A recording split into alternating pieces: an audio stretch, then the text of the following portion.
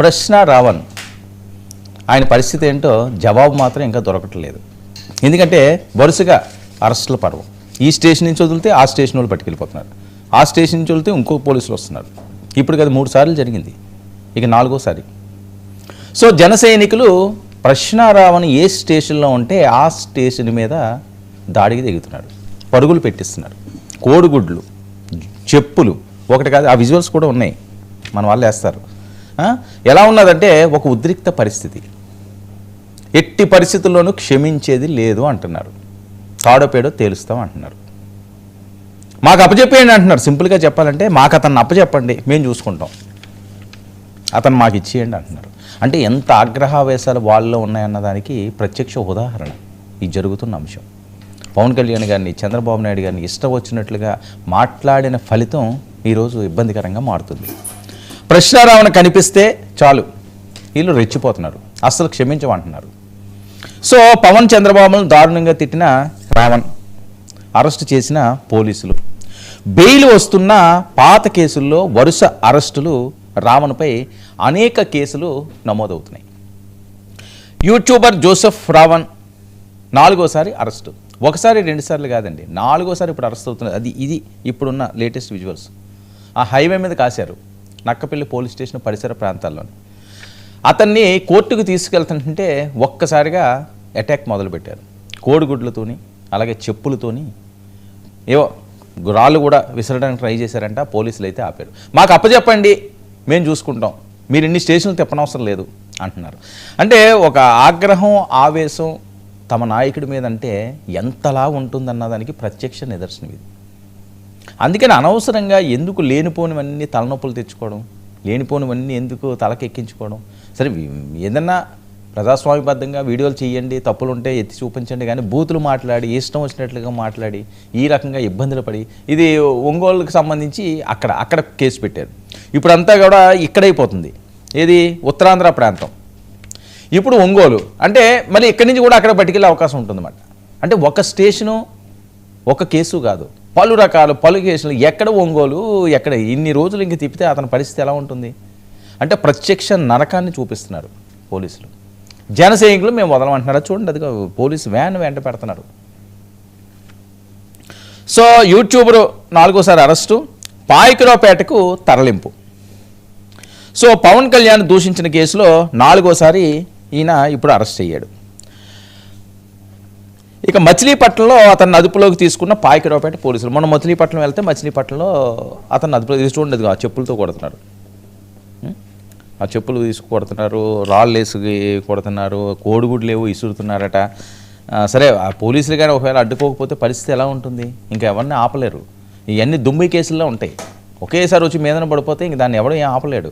కొన్ని వందల మంది వచ్చి కాసేస్తే అంటే తమ నాయకులను అంటే ఇంత కసి, ఇంత కోపం ఉంటుందనడానికి ప్రత్యక్ష నిదర్శనం. అది జగన్మోహన్ రెడ్డి గారిని అవనియండి, లేదా చంద్రబాబు నాయుడు గారిని అవనియండి, పవన్ కళ్యాణ్ గారిని అవనియండి, ఎవరైనా సరే.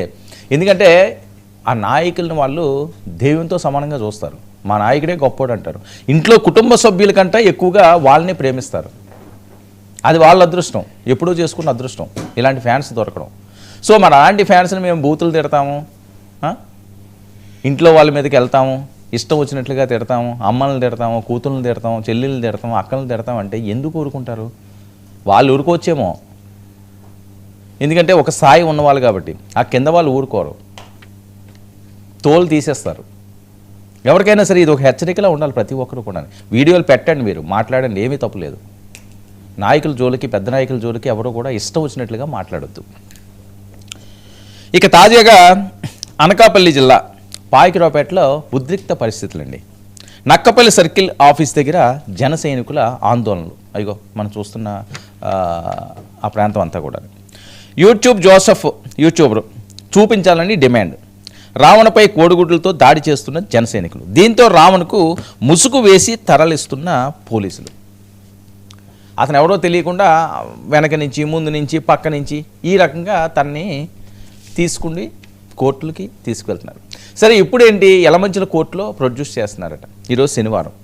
మరి అది ఏం చేస్తారో. నిజంగా అతను కానీ బెయిల్ వచ్చిందనుకోండి, బెయిల్ వచ్చిన వెంటనే విశాఖపట్నం నుంచి ఒక కేసు, రాజమండ్రి నుంచి ఒక కేసు, ఒంగోలు నుంచి ఒక కేసు, నెల్లూరు నుంచి ఒక కేసు, తిరుపతి నుంచి ఒక కేసు, కడప నుంచి ఒక కేసు, ఇంక ఇలాగే చెప్పుకుపోతే ఎన్నో కేసులు.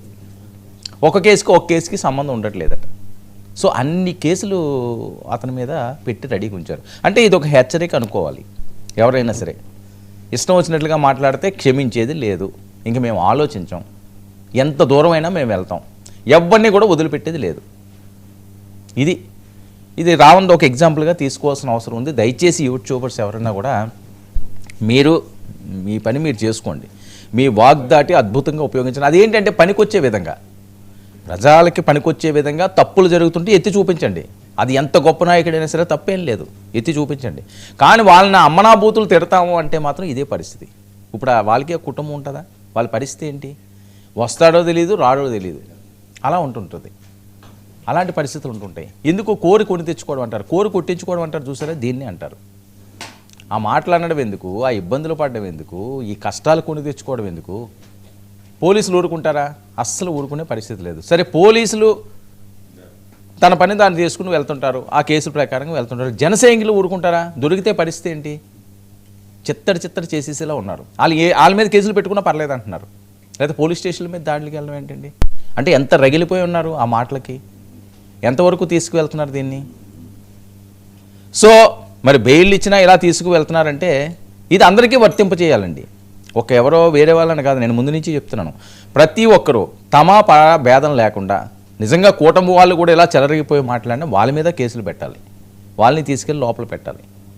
వేరే వాళ్ళని ఎవరన్నా చేసేస్తామంటే అది కూటమికే చేటయ్యే ప్రమాదం ఉంటుంది. సో రావణ్ మరి ఎప్పుడు బయటకు వస్తాడు? ఇంకా ఎన్ని కేసులు ఉన్నాయి? ఏ ఊర్లు తిప్పుతారు? మరి దీంతో చాలామంది ఈ రకంగా మాట్లాడడానికైతే కాస్త ఆచితూచి నోటి దురద తగ్గించుకోవడానికి మాత్రం సిద్ధంగా ఉన్నట్లుగా అర్థమైపోతుంది.